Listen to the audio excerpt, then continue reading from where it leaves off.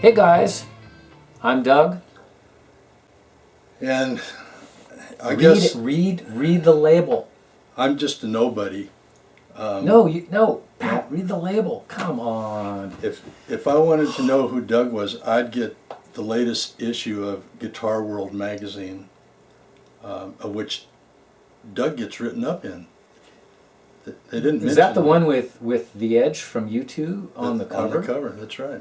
That's right. Wow. So I mentioned. How can you be 3,000 miles away from here, and somebody would recognize you?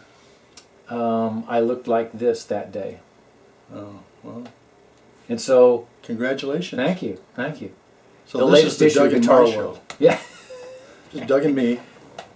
And Pat. Hey, this is a good opportunity because we're going to do Pickup Shootout number 6 to sort of go back to an idea of who we are and where we came from on this stuff, because we have our own opinion about PAF pickups, vintage stuff, and we're stuck in our ways and we're old. But being old sometimes is not bad. Well, sometimes it's not too bad. Sometimes. These are some pictures of Pat and I playing in a bar. This is 1975. And you will see that Pat and I are playing Les Paul guitars with a Sunburst finish.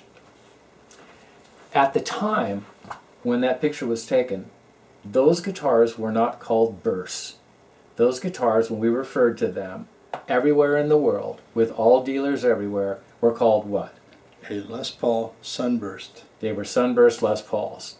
And a little bit before that, they were called Cherry Sunburst Les Pauls. Everyone in the world called them that. Yep. So when we call them that, that's because that's what they were called for the majority of the amount of time.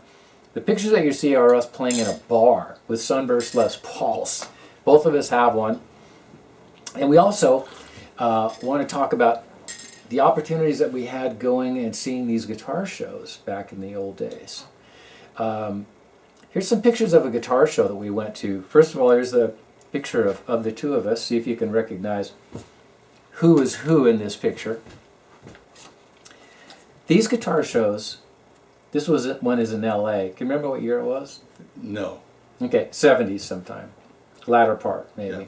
Yeah. They had absolutely everything there. You could see, as you can see in the picture, you could see Sunburst Les Pauls, you could see dot neck 335s, you could see every color of Stratocaster and every year made. There's a picture.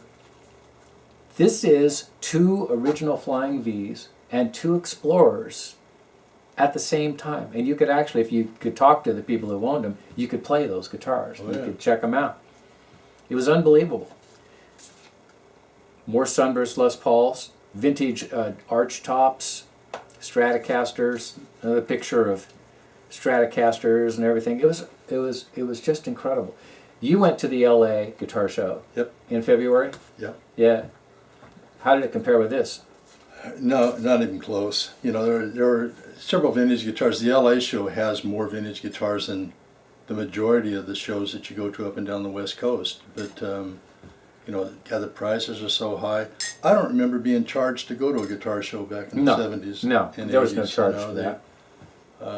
We used to go to a show down at Prune Music in Mill Valley, California. Mm-hmm. And you know, that's where I saw my first left-handed Sunburst Les Paul. Yeah. And it's one that ended up with Paul McCartney later on. But, 1960, I think it was. something like that. Yeah, Yeah, right. There's only 2 of those, I think, Yep. made. Yeah. So what's the point of all this? The point of all this is that we are jaded, very jaded. Here's a picture of 5 Sunburst Les Pauls sitting on a couch in, at the time, Pat's basement.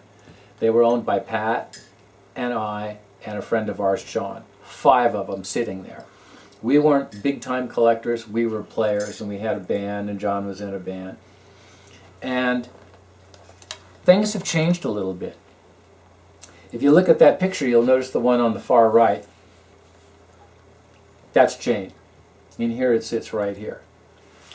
Average price for those guitars at the time probably were between $1,500 to $2,500, maybe, yeah. right around there. Yep.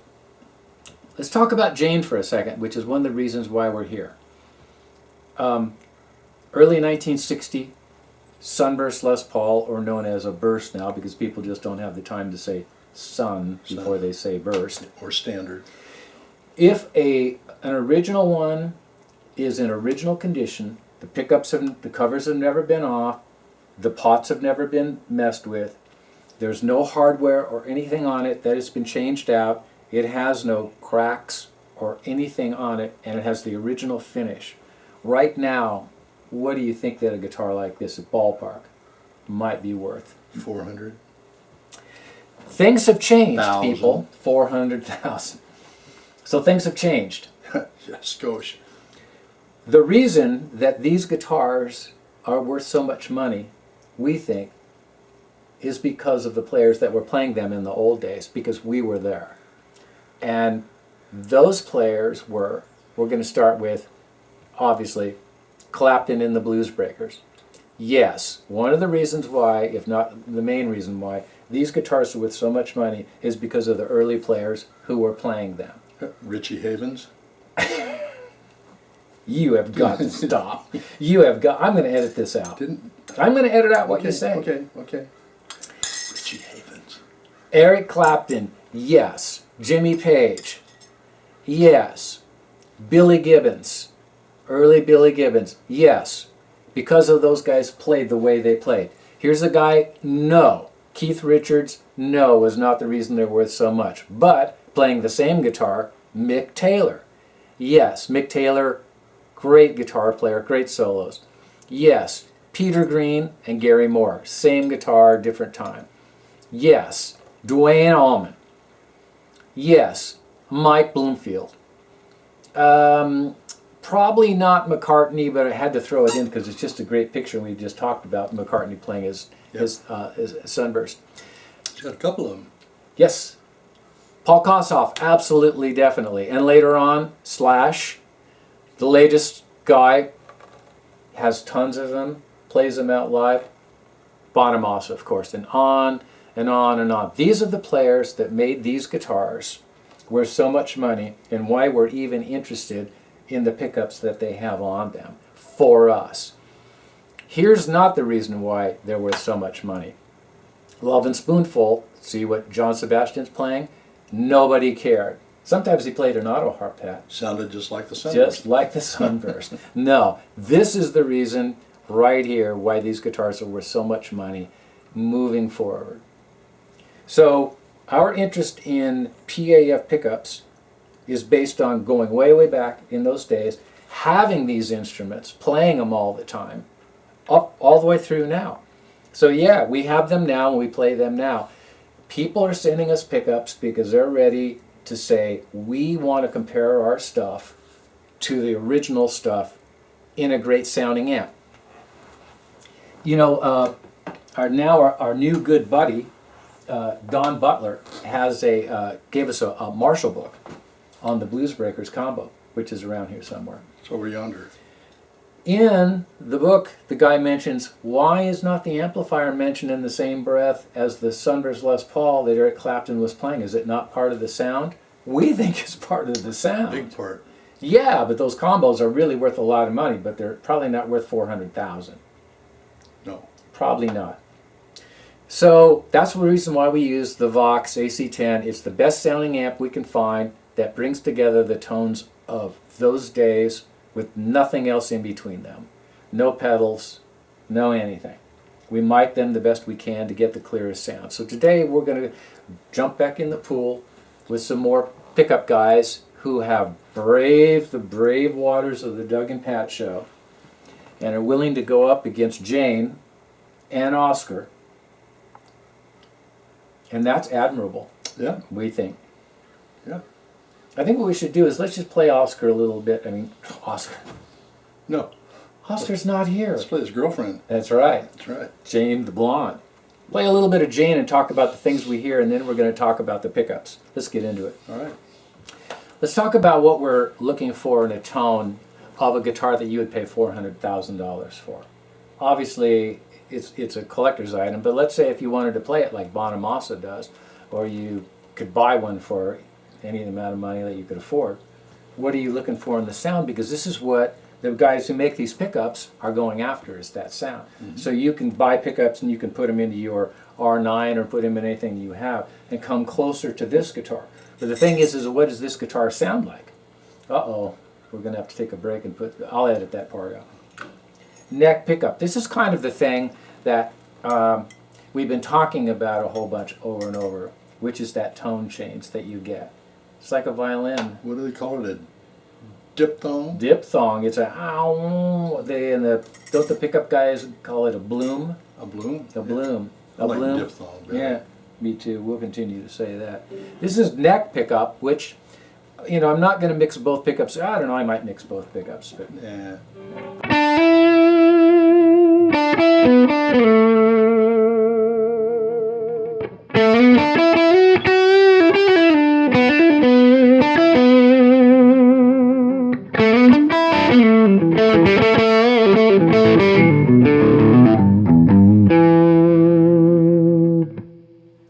So we're looking for the clarity, and we're looking for something interesting to happen in there with the sound. So it sounds better when you play a note than it does on another instrument. Why would you not want that?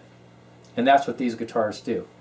In the old days, when we were buying these guitars and getting them, it's not what we didn't know anything about the little brass screws in the bottom or the maple shims or anything about that stuff. We didn't care about that stuff. We just knew that they sounded good. They sounded better than anything else that was being made at the time. And that's why we had them. Those guys that we had earlier in the show had them, and they sounded good. And when we got those guitars, we sounded good. Mm-hmm. Kind of important. Move up in the neck a little bit.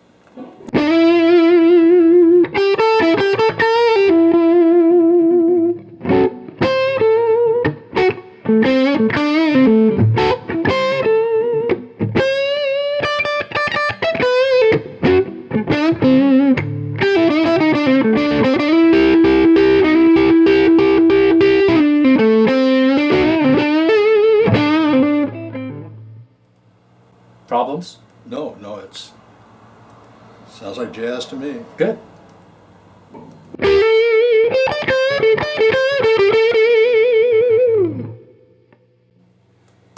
Treble pickup. All them their guitars have PAF pickups in them. Yeah. With all those players. Yeah. Yeah. Even John Sebastian's auto harp. He was playing the Sunburst because his auto harp was in the repair shop. Oh no. Yeah, otherwise he probably wouldn't play one because they're heavier than an auto harp. I guess that's something probably never been said about a Probably Sunburst not. Les Paul, has it? Probably not. Heavier than an auto harp. Treble position.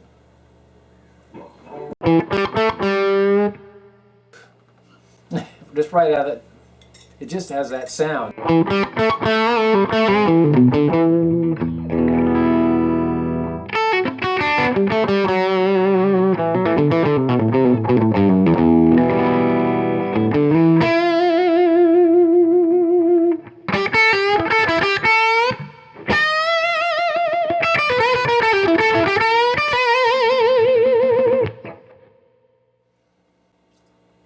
That's what you want it to do. It's exactly what you want it to do. Now when you go up to the upper strings, does it change character so that it brings out the best of the guitars that just go higher? Let's find out.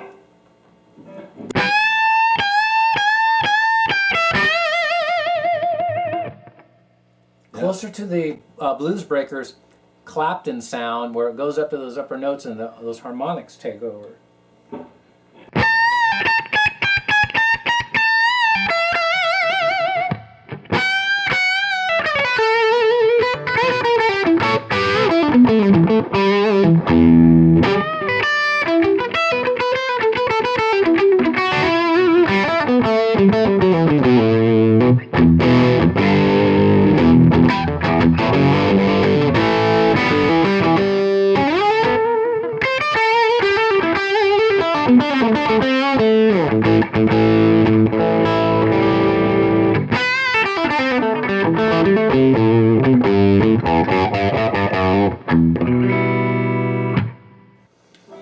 That's what they're up against. Let's Good listen luck. to some pickups. Okay. First up is a pickup called Brandon Wound. Pat found out about these guys through his inquisitive nature that he has. My travels. He traveled I a went lot. to a guitar show in Tacoma, Washington, and Brandon Wound had a booth at the show, and I told him what we do with pickups and all that, and he turned me on to a set of these Brandon Wound pickups. They are split white coil. They're aged. Yeah, nicely. They look real cool. They have patent applied for stickers on the bottom. The bottom's aged. Aged looking, the braided wire and all the good stuff. I don't know what it has for magnet as far as a A2 or 4 or 5. We don't know, and I think I went to his website and I didn't know, couldn't find it. But this model, I think it says on the box, is premium PAF set. Yes. But here's the information that you can contact him if you like the way these sound and get this. We don't profess, whatever profess means. I say profess. Or confess, I don't confess to know, and neither does Pat, whoever he is, that we know all the technical things about them. We're just playing them and trying to see if they sound good. Yeah. And then you guys can check it out. And you have to decide whether they sound good or not. Yeah. Yeah. Jared Brandon is the guy's name. He's out of Ohio. And see what you think. Yeah, it's his contact information. Let's give him a listen. Yeah.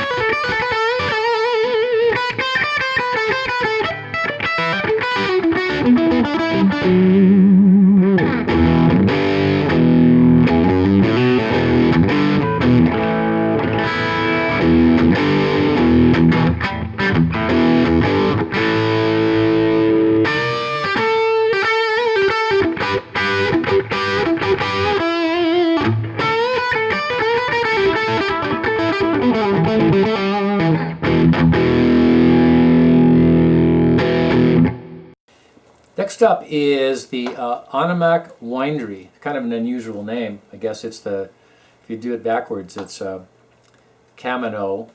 Actually, he says it's pronounced Camino, like El Camino, the car. Oh, And that's an island, I guess, and so it's spelled backwards. is that kind of like what Oprah did Yeah, with Oprah and Harpo? that's it. It's the same thing. It's exactly Cool. that. All right. Exactly that same thing. It's sort of, that's another thing like that.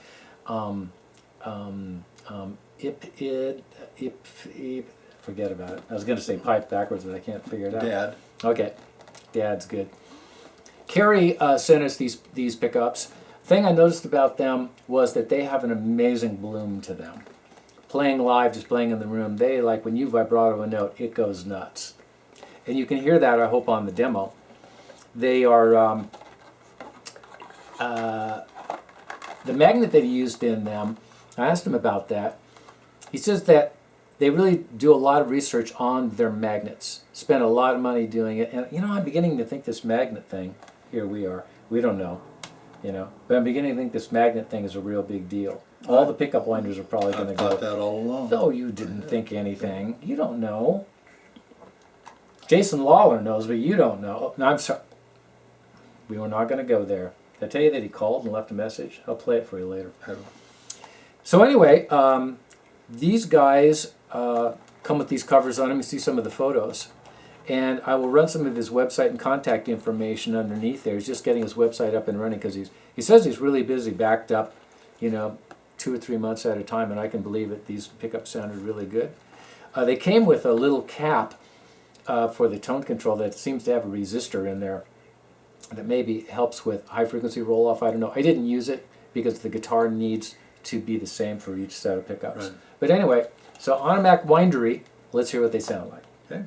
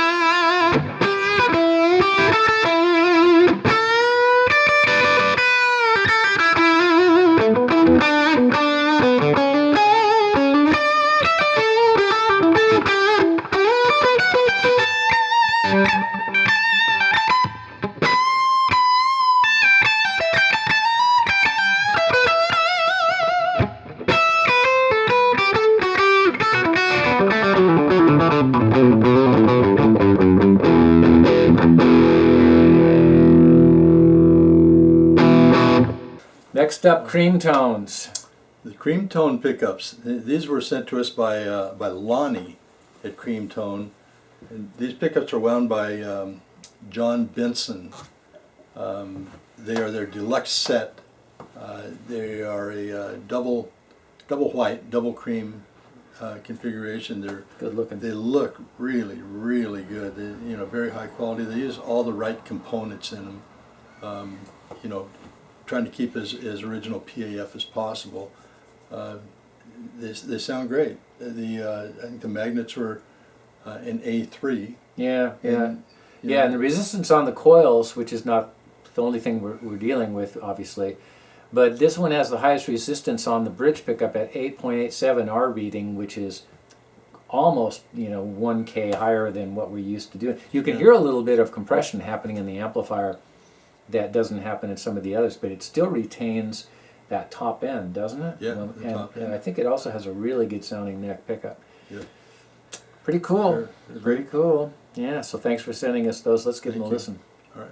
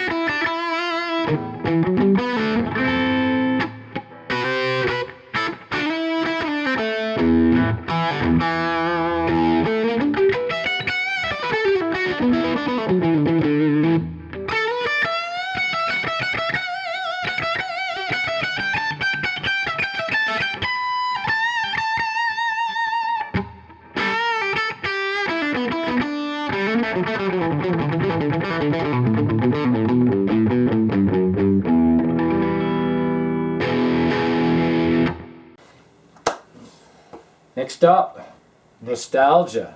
Nostalgia. These, when I went to the NAMM show, the Dean Guitars had a big room there, all these guitars in them. They had a display of pickups, and so I asked the guy about their Nostalgia pickups. They do sell them separate.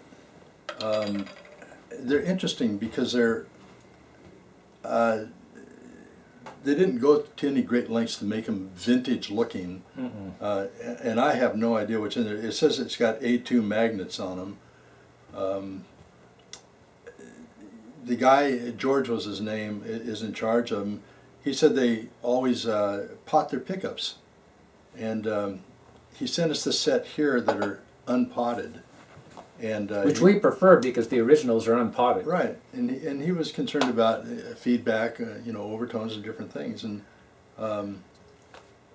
we threw them in the test guitar and blew them through the Marshall, or not the Marshall. What is that thing?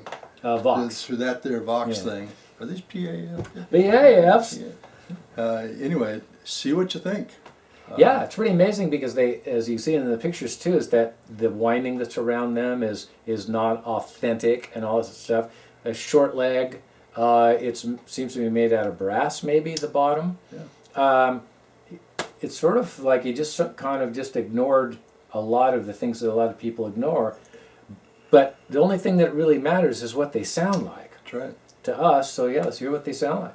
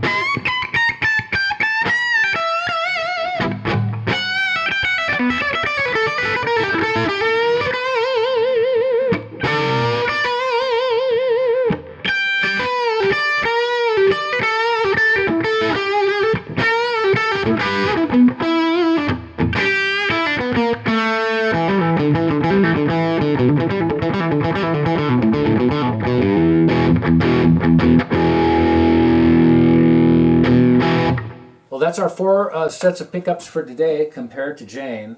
Yeah, I have to tell you, and we don't mind saying this to a certain degree. We're not going to endorse one pickup or another, but I was pretty impressed with all of them. All of them. Yeah. And it's like I think we mentioned before, these guys that are sending us these pickups are really they're the best of the best. I mean, these pickups sound great, and I'd be proud to put any of those sets of pickups in Jayne or Oscar. Yeah. Pull those pickups right on out of there and stick them We in. probably should tell the people that while we were on a little break here, actually, that's what we did. Yeah, well, Yeah. Nah, just kidding. We wouldn't do that. he lies. But jeez, I thought they sounded good. we kind of call that a little bit under the radar. That is, I think the cream tones might be the best known, Yeah. but all of them were really sort of under the radar pickups that we just thought sounded really great. Yep. So, good job, guys. Congratulations. Hey, let's go to our new fun feature, which is interesting guitar, possibly unknown guitar that Yeah. we can feature. And what do we have today is yonder. It's over. It's right. Yeah. Right, Yeah, it's over there by that big stack of PAs. Oh. What do we have here, Patrick? This is a Worthington guitar, and it's The W on the headstock. big W up yonder. Mhm. These guitars are made in the late 70s, early 80s, 79, 80. Silver Strings Music in St. Louis, the shop owned by Ed Seelig. Therefore, this is the Ed Seelig model Worthington guitar. They didn't make a whole bunch of these, about 20 in total, of which 10 actually were good guitars and actually made it out into the public. And guys that are playing these guitars, Ed was friends with all the rock stars. Back in the 70s, Ed Seelig was the vintage guitar guy in the Midwest, bar none. You know, you went back, you know, George Gruen, maybe in Nashville, Norm Harris in LA. You know, Ed was the guy, and so therefore he had contact with all the major rock players. Of the 10 Worthington guitars that actually hit the market, that we know of for sure, the people in Hart had a couple of them, Gary Joe Walsh. Richrath, Joe Walsh, and so they got out there. They're great guitars. They're great sounding guitars. Obviously, great it's playing. based on a Les Paul, double cutaway Les Paul style. Yeah. This next set is really, really shallow. So you'll see that the Tune-o-matic bridge is sitting right down, and it looks kind of reminds us of a 58 335. It's so shallow. Yeah. What about the pickups, Pat? The pickups are Seymour Duncan 59s. They are special wound for Ed's guitars. I talked to MJ at the Seymour Duncan custom shop, and she said those pickups are extremely rare. They're really old. They're quite valuable at this time. So, you know, to find this guitar in a pawn shop, after rehearsing one day, stopped by a pawn shop and it's hanging there. They knew what it was. They called it a Worthington guitar. I would have called it a Washburn, you know, had I not been familiar with Ed and the guitars. This particular one is number 2, and so it has a ebony fingerboard on it with the block inlays. All the rest of them after this had rosewood and the trapezoid type inlay like a Les Paul standard would have. I did ask Ed about the guitar, and basically he decided to make this particular model after talking with Dwayne Allman. And he was friends with Dwayne, and Dwayne of course played a lot of slide, so therefore they wanted to be able to get up high like a double cutaway Junior or SG. And one of the humbucking pickups. It's a great guitar. You know, it's maple neck. Maple neck. It doesn't have a maple neck. He told me to say that.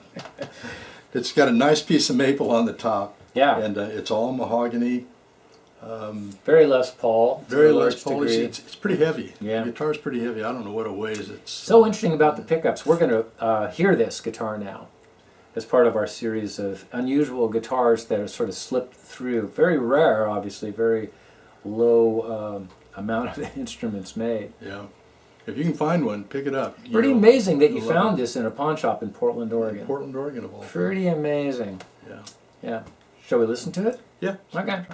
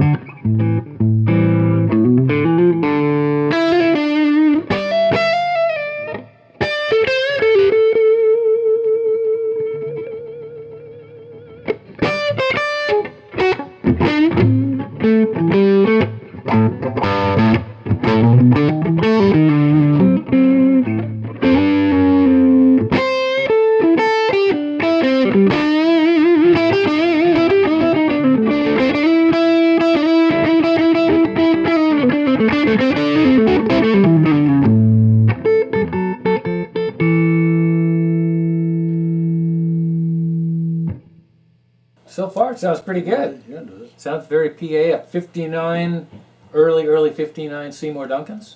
Yeah, you know, the funny thing is it doesn't say Duncanized on the bottoms. It says Seymorized. So Seymorized. that's a telltale Right. thing. Cool. Right. Sort of being able to look back in time and be able to find some of these pickups on a decent guitar, because I imagine that those pickups are going to be really hard to find. Yep. Really hard. Go to the treble position here.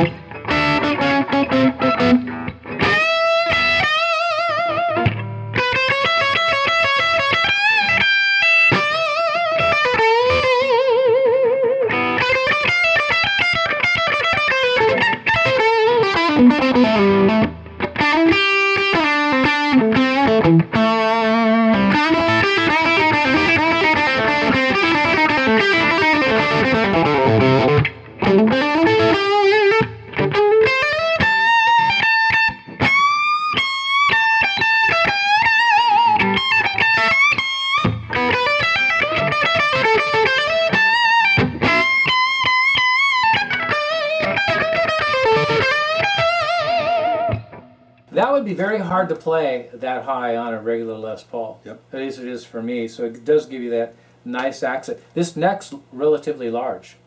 It feels almost maybe like about maybe a 59 Junior, right around in there. Pretty cool. Here just a little bit more, play some chords.